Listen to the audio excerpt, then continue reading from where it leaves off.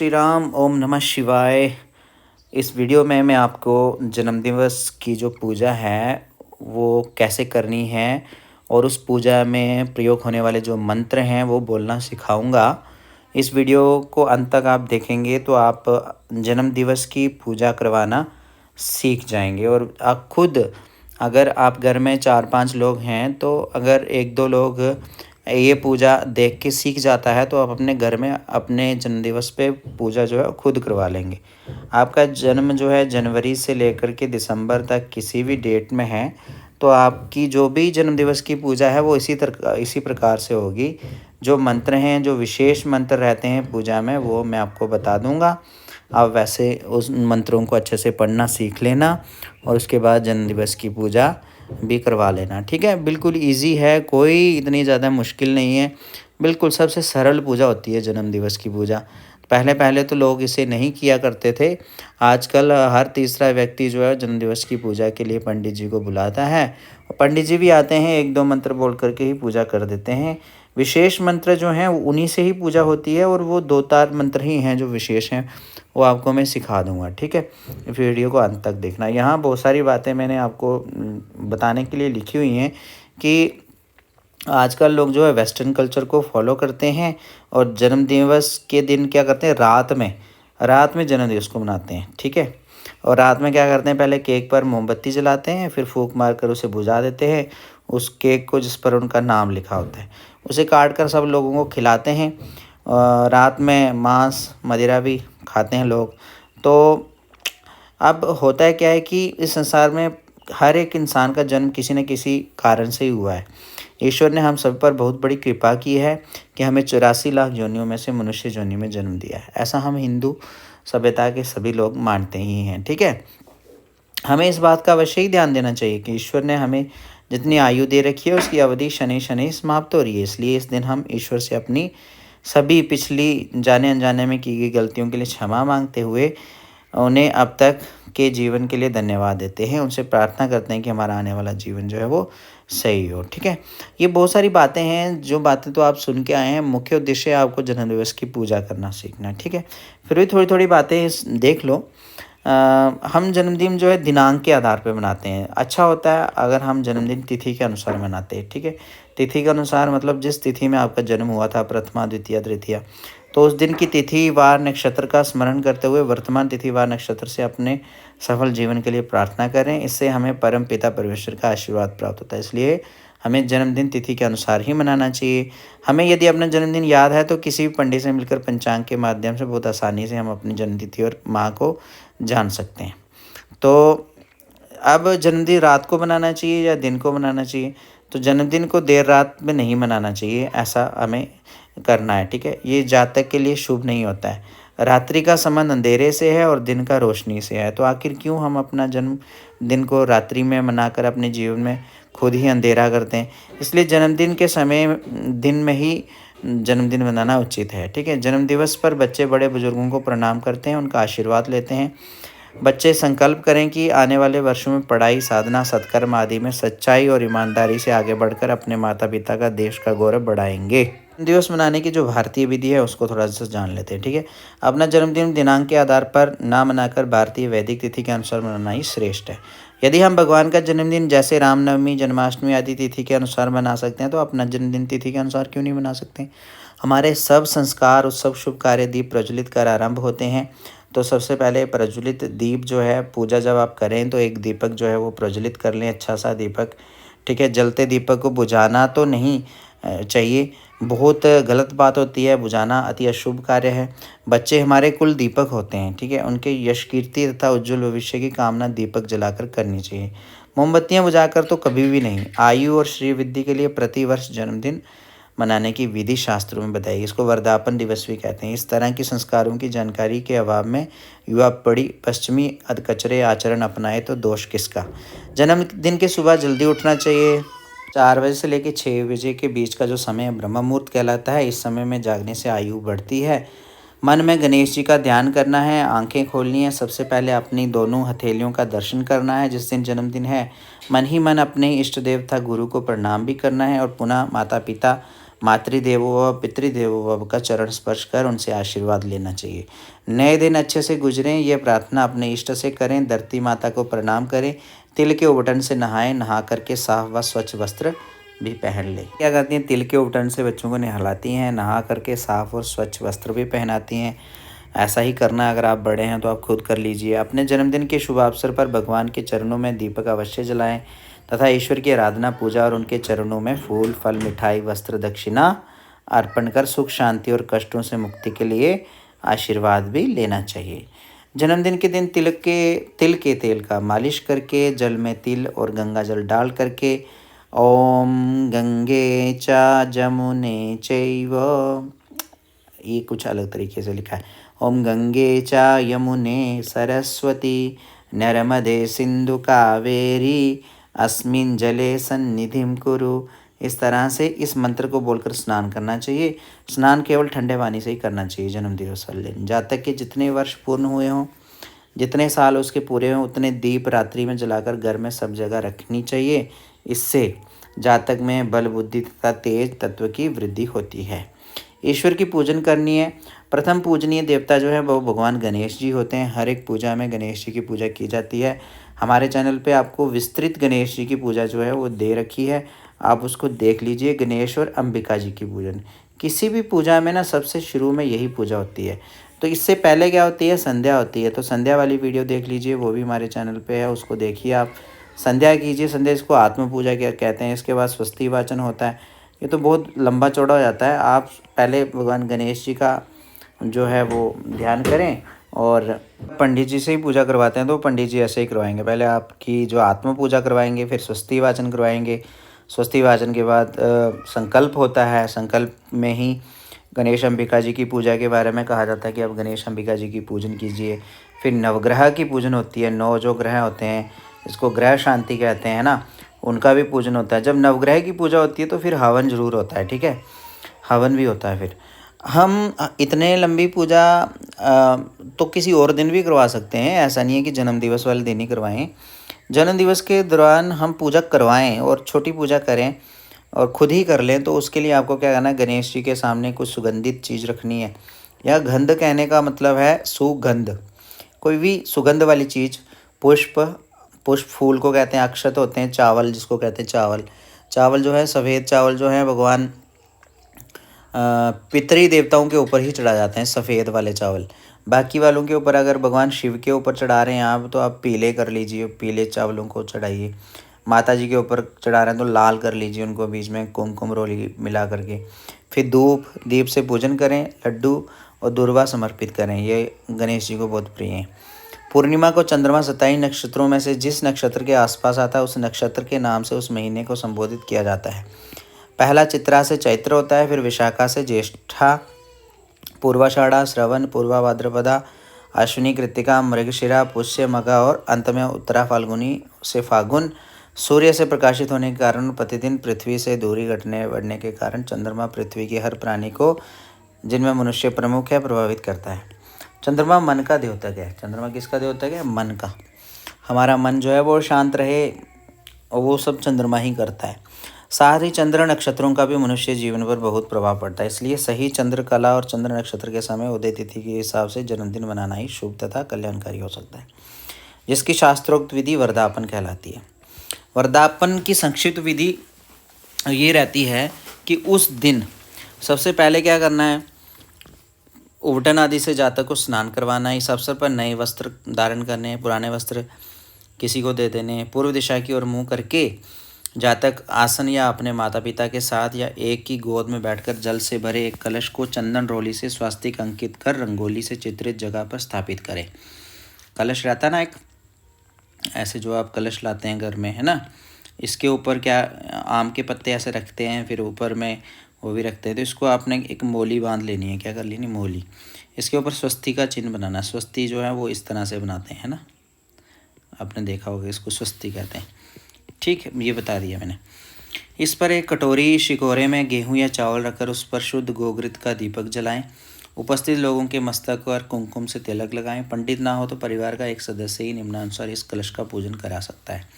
हाथ में जल ले लेने हैं, चावल ले लेने हैं, फूल, चंदन और द्रव्य मतलब कोई सिक्का।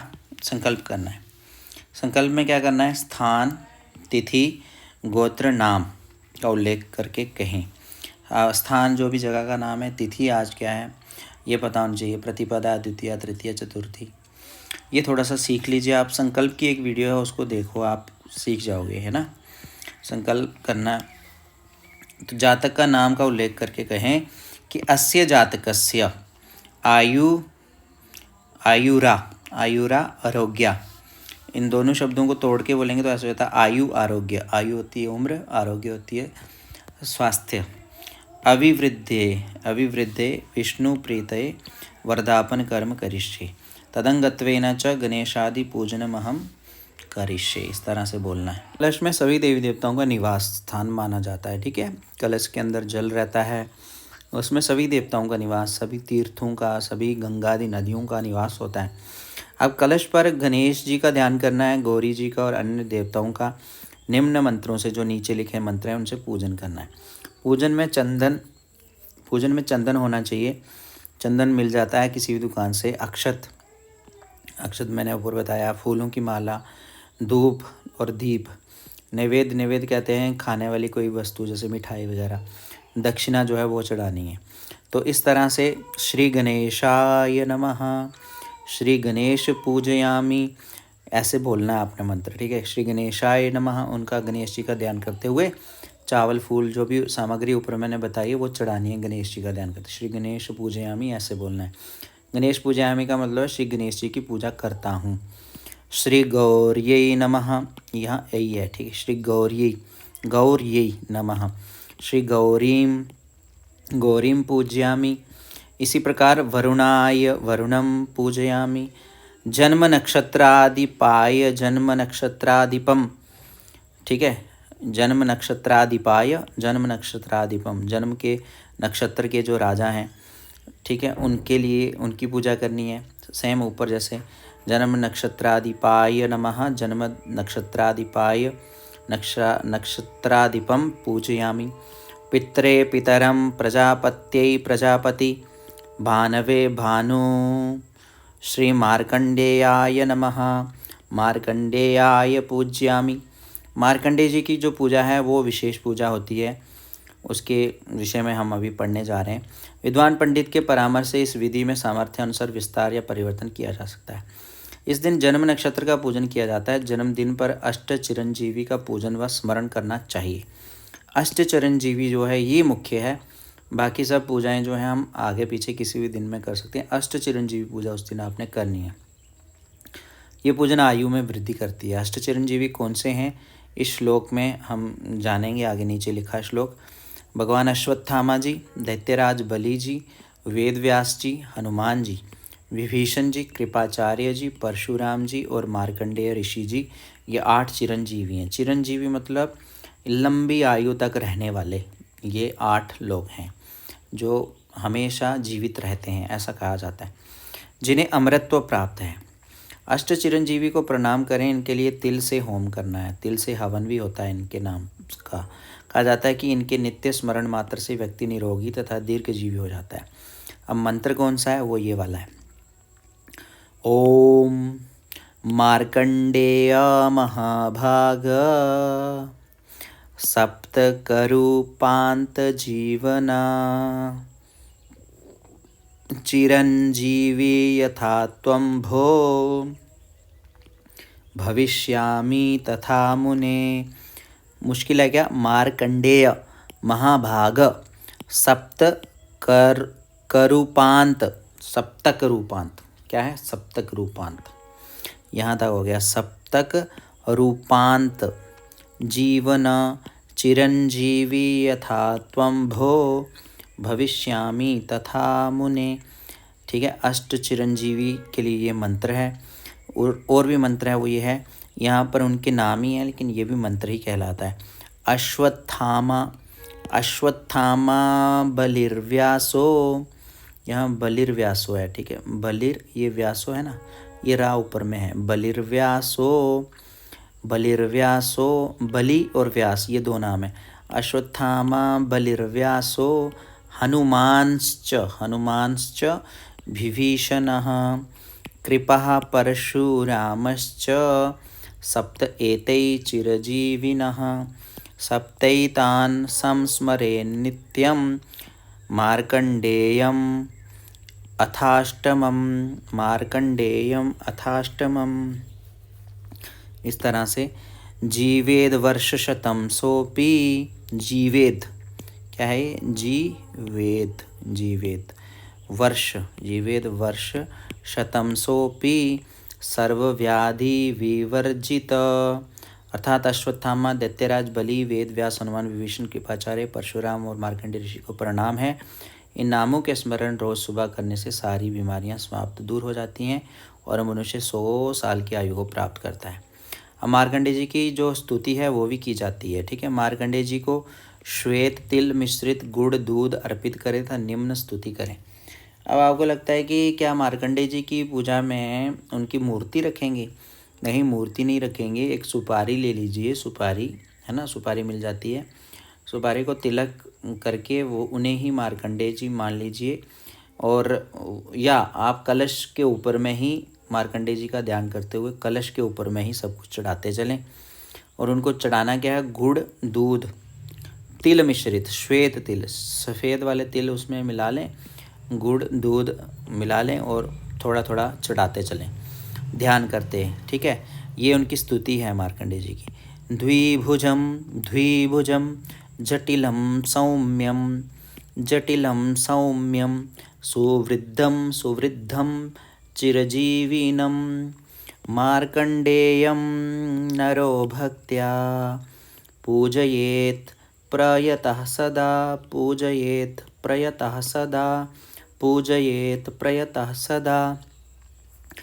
आयुष्प्रद महाभाग सोमवंश समुद्भव महातपो मुनिश्रेष्ठ मार्कंडेय नमोस्तु ते मार्कंडेय महाभाग सप्तकल्पांत जीवना आयुरारोग्य सिद्ध्यर्थम अस्माकं वरदो भव चिरजीवी यथा त्वं भो भविष्यति तथा मुने रूपवान् वित्तवांश्चैव श्रिया युक्तश्च सर्वदा मार्कंडेय नमस्तेस्तु सप्तकल्पांत जीवना आयुरारोग्य सिद्ध्यर्थं प्रसीद भगवन्मुने चिरजीवी यथा त्वं तु मुनीनां प्रवर्द्विज कुरुष्व मुनिशार्दूल तथा माम चिरजीविनम। अब इसके बाद क्या होता है? यहाँ उनकी पूजा हो गई, आप उनके ऊपर जो सामग्री बताई गई है, सफ़ेद तिल, गुड़ और दूध चढ़ाएं और अष्टचिरंजीवी देवेभ्यो नमः ऐसा बोलते हुए अष्टचिरंजीवी देवेभ्यो नमः। ठीक है, देवेभ्यो नमः करके नमस्कार करके उनके ऊपर सामग्री चढ़ा दें। तो अष्टचिरंजीवी की पूजा यहाँ ऐसे हो जाती है। फिर षष्ठी देवी की भी पूजन का विधान है। ठीक है, षष्ठी देवी की पूजन भी करते हैं, क्योंकि षष्ठी जो है वही संतान जो है वो माता पिता को देती हैं, तो षष्ठी देवी का उस दिन पूजन किया जाता है। तो षष्ठी देवी को दही भात अर्पित करें तथा निम्न प्रार्थना करें। क्या प्रार्थना है षष्ठी देवी की? जय देवी जगन्मातर क्या है? जगन फिर मातर, ये वाला जो रहा है ना, ये यहाँ आ जाता है मातर। फिर जगदानंदकारिणी प्रसीदा मम कल्याणी मम नहीं है, मम कल्याणी महाषष्ठी नमोस्तु ते रूपम देहि यशो देहि भगम भगवती देहि में पुत्रान देहि धनम देहि सर्वान। अब यहाँ पर क्या है? सर्वान ऐसे, ये ना यहाँ चला गया पीछे। सर्वान कामांश्च देहि में। ठीक है, ये षष्ठी देवी की पूजा होगी। अब यहाँ आप बोलेंगे ओम षष्ठी देव्यै नमः, षष्ठी देव्यै नमः ऐसा बोल के नमस्कार करके उनको दही भात जो है वो सामने रख के उनको और भी जो खाने की सामग्री है धूप दीप ये सब दिखाना है और विधि विधान से उनको नमस्कार कर लेना है। बस यही पूजा होती है। और क्या होता है, स्वयं षष्ठी देवी सामने प्रकट नहीं होंगी, हमें भाव से ही उनका पूजन करना है। अब रक्षा के लिए, अपनी रक्षा के लिए जो मंत्र है वो बोलना है। त्रैलोक्ये यानि भूतानि स्थावरानि चरानि च ब्रह्म विष्णु शिवैः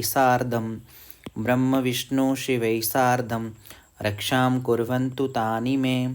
ब्रह्म विष्णु शिवैः सार्धं रक्षां कुर्वन्तु तानि मे बोल कर के भी दीपक या मोमबत्ती बुझानी नहीं है। जन्मदिवस के समय बालक, युवक या प्रौढ़ व्यक्ति रुग्ण हो तो अपमृत्युनाशेतु मृत्युंजय मंत्र का जप करें। हवन में विशेष आहुति देनी चाहिए। महामृत्युंजय का मंत्र अगर आपको आता है तो उसे बोलें। और जन्मदिवस के दिन क्या करना है, ओम कुल देवताभ्यो नमः, ये एक ही है, ठीक है। कुल देवताभ्यो नमः मंत्र से कुल देवता का पूजन भी करना है। कुल देवता के नाम से जो भी हमारे घर परिवार में जो भी नियम है, प्रसाद चढ़ाते हैं, उनका ध्यान करते हुए दीपक जलाते हैं, जो भी घर में माता पिता से कहना है कुल देवता के लिए क्या क्या करते हैं वो उस दिन करना है। और ये मंत्र बोलते हुए अब जन्म नक्षत्र, जो नक्षत्र है भगवान गणेश, सूर्यदेव, अष्ट चिरंजीवी, षष्ठी देवी की स्थापना चावल की डेयरियों पर करें, ठीक है। इनकी चावल की डेयरियाँ, चावल की ऐसे डेयरियाँ रख ली ना छोटी छोटी, उनके ऊपर आप सुपारी रखते चलें, ठीक है। जैसे यहाँ पर आपने रख लिए भगवान नक्षत्र जो हैं आपके, नक्षत्र कौन से हैं ये जिस दिन जन्म हुआ उस दिन पता चल जाता है। यहाँ गणेश जी रख लिए चावल की डेयरी पे, यहाँ पर सूर्यदेव के लिए बना लिया स्थान, यहाँ पर चिरंजीवी के लिए बना लिया, अष्ट चिरंजीवी के लिए एक ही जगह पे हो जाएगा। यहाँ षष्ठी देवी के लिए हो गया। मंत्र मैंने आपको ऊपर बता दिए। नाम मंत्र से पूजन करनी है बस। नाम मंत्र मतलब हम सूर्याय नमः धूपम समर्पयामि, दीपम समर्पयामि, नैवेद्यम समर्पयामि, है ना, दक्षिणाम समर्पयामि, जो भी खाने की चीज़ हो, फलानी समर्पयामि, ऐसे बोलते हुए चढ़ा देना, नमस्कार कर देना। भगवान मार्कंडेय जी से दीर्घायु की प्रार्थना करनी है। तिल और गुड़ के लड्डू तथा दूध अर्पित करना है। षष्ठी देवी को दही भात का नैवेद्य अर्पित करना है, जो मैंने आपको पहले ही बता दिया। जन्मदिवस के शुभ अवसर पर शिव की आराधना करनी चाहिए। साथ ही आयु वृद्धि करने वाला मंत्र महामृत्युंजय मंत्र का भी जाप करना चाहिए, ये मैंने आपको कहा। भगवान शिव की पूजा भी कर सकते हैं। तो हमारे इस चैनल पे आपको शिव की पूजा करना सिखाया गया है, आप खुद कर सकते हैं उन मंत्रों को देखेंगे तो।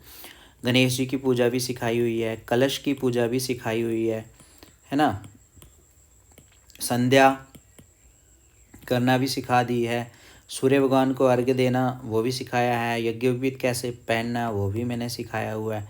सब सिखाई हुई वीडियो है, उनको आप देखेंगे तो आप ये सारा खुद ही करने लग जाएंगे। तो करना भी चाहिए घर में, थोड़ा थोड़ा हमें खुद भी आना चाहिए। कब तक पंडितों को बुलाएंगे, पंडितों को भी बुलाना है। आप खुद करें तो खुद करने के बाद दक्षिणा जो है पंडित को दे दें, लेकिन करें खुद, ठीक है। महामृत्युंजय मंत्र का जाप करना चाहिए, ये भी मैंने आपको कहा। हाँ, आप लोग वीडियो तो देखते हो, मैं आपको बार बार यही कहता हूँ, चैनल सब्सक्राइब जरूर कर दीजिए करो। यहाँ साथ में बटन है ना सब्सक्राइब का, इसको क्लिक करो, सब्सक्राइब कर दो। सब्सक्राइब होने से ये चैनल जो है हमेशा रहेगा, ये वीडियो भी हमेशा रहेगी। नहीं तो यूट्यूब वाले एक समय में मुझे कुछ भी नहीं समझेंगे और इसको चुपचाप से डिलीट कर देंगे। हम रहें या ना रहें, ये चैनल रहना चाहिए, आपका खुद का चैनल है, दूसरों तक शेयर भी करें। अब महामृत्युंजय का मंत्र जो है वो ये रहता है, ओम त्र्यंबकम यजामहे सुगंधिम, गंधिम, ये त्र्यंबकम इंग्लिश में कैसे लिख देंगे इसको,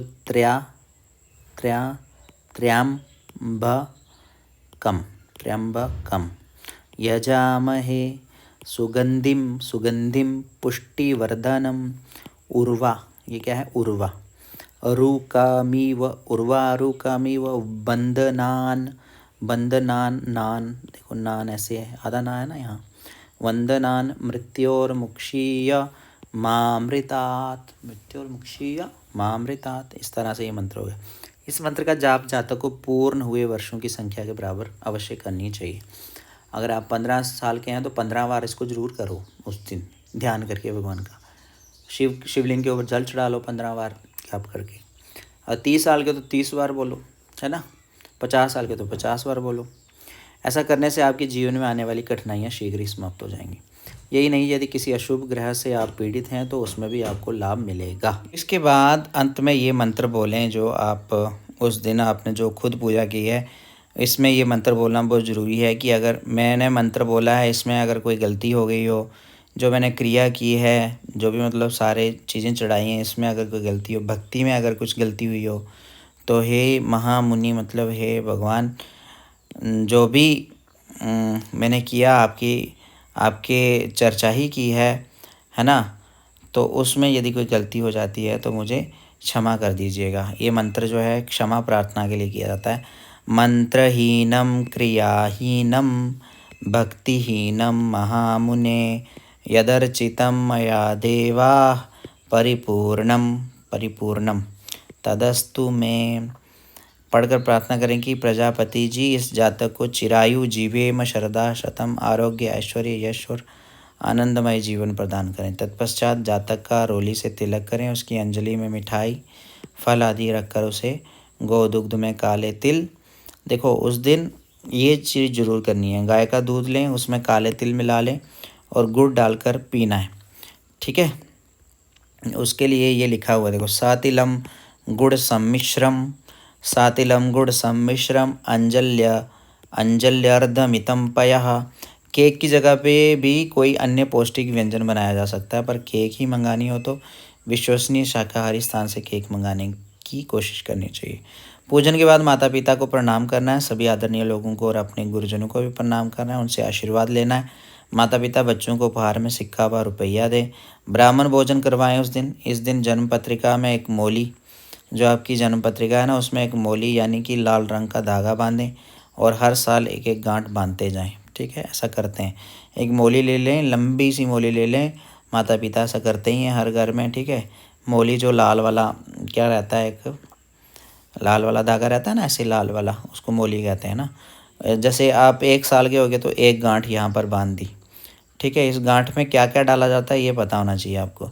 इसमें लौंग इलायची डाल दो, एक सिक्का डाल दो, दूर्वा डाल दो, इसमें जो हरा हरा घास रहता है ना बाहर से, वो डाल दो, कुशा भी डाल सकते हैं इसमें, और सुगंधित चीज़ चंदन डाल दें इसमें थोड़ा सा। तो इसको ऐसा करके यहाँ पर बांध दें। 1 साल के हो गए, फर्स्ट ईयर के है ना, 2 साल के हो गए तो दूसरी गांठ बांध दो, 3 के हो गए तो तीसरी गांठ हो। इस तरह से ये गांठ जो है लंबी लंबी होती जाएगी। माताएं ज़्यादातर इसका ध्यान रखती हैं, खुद भी आप कर सकते हैं। स्वयं तिल गुड़ के लड्डू तथा दूध का सेवन भी करना है। समारोह को गरिमामय बनाने के लिए सुंदर कांड पढ़ सकते हैं उस दिन, भगवती जी का जागरण कर सकते हैं, सत्यनारायण जी की कथा का भी आयोजन जो है वो बहुत श्रेष्ठ रहता है। जातक के लिए जितने साल पूरे हुए उतने दीप रात्रि में जलाकर घर में सब जगह रखें। मैं एक चीज़ देख के हैरान होता हूँ कि आजकल जो आप ऑनलाइन पूजा करते हैं, ये मैंने देखा, तो यहाँ देखो 1100 रुपये की पूजा है, 2100 रुपये की पूजा है, 3100 की, 5100 की। ये क्यों ही देने हैं, आप खुद कीजिए ना। हमने क्या क्या सीखा, यही तो सीखा कि आयु के बराबर भगवान को दीप चढ़ाने, पूजा संकल्प के दौरान अपना नाम गोत्र लेना है, जन्म नक्षत्र की पूजा, मार्कंडेय जी की, सप्त चिरंजीवी की पूजा, ठीक है, षष्ठी देवी की पूजा, 108 महामृत्युंजय द्वारा, और रुद्राभिषेक, भगवान शिव की पूजा, पंडित जी द्वारा आशीर्वाद, ठीक है। यही सब चीज़ें तो होती हैं जन्म दिवस में, जो मैंने आपको ऊपर में बता दी। तो उम्मीद है अब आप अपना जन्मदिन जो है भले ही पंडित से करवाएं, लेकिन आपको सारा ज्ञान हो गया होगा कि इन देवताओं की पूजा होती है, ठीक है। चैनल को सब्सक्राइब करें, वीडियो लाइक करें, बाकी तक भी भेज दें, शेयर ज़रूर कर दीजिए, ठीक है। सब्सक्राइब और शेयर करना बहुत ज़रूरी है, लाइक करें, ठीक है।